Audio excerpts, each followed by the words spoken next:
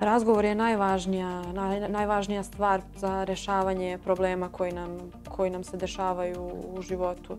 I mislim da je jako važno da imamo nekog ko je tu da nas sasluša, posavjetuje i tu je za nas. Posebno je važan Nadel za nas koji nismo odrasli u biološkim porodicama, nego u socijalnoj zaštiti ili recimo u hraniteljskim, jer nam nudi mogućnost da nas čuje neko i da nas posavjetuje, da nam možda predstavi neku realnu sliku za sutra.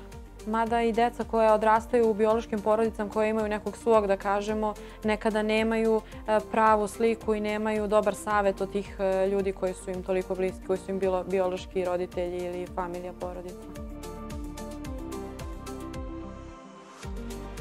Razgovor je važan zbog toga što često se deca pa i roditelji mogu osjetiti kao da njihova osjećanja nisu uzvraćena, da ih neko ne razume.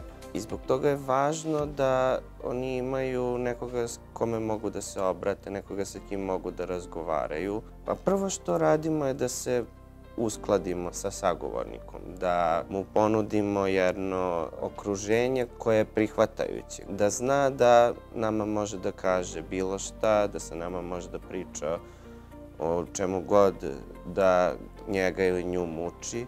U jednom trenutku u toku razgovora kažemo ok, hajde sada da vidimo šta možemo tu da uradimo. I onda se nekako fokusiramo na dečje neke snage, na njegovu zajednicu, na njegove neke sposobnosti, njene sposobnosti, talente.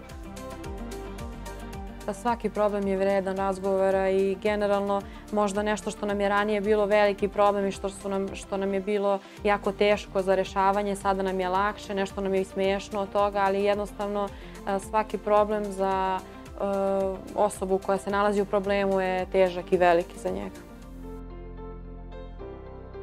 Današnje generacije su odrasle sa internetom. Internet donosi nove mogućnosti komunikacije. Chat je jedna od njih. Također, internet donosi anonimnost koju razgovor uživo ili razgovor čak preko telefona ne donosi.